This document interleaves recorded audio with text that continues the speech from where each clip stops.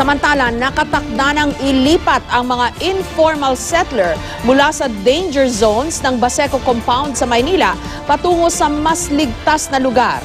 Magbibigay ng 100 million pesos na seed grant ang DILG o ang Department of Interior and Local Government sa lungsod ng Maynila para sa pagpapatayo ng medium-rise buildings na lilipatan ng mga informal settler.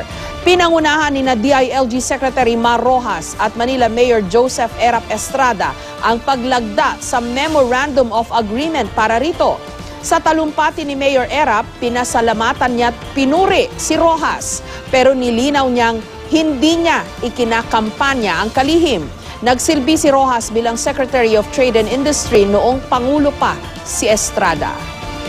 Kung ang pag-uusapan ang paglilingkod sa bayan, walang masasabi tungkol na siya'y nakusahan ng anumang katiwalian sa loob ng kanyang paglilingkod sa ating bayan, sa ating lungsod, sa ating bansa. Hindi po ako nangangampanya, nagsasabi lang ako totoo.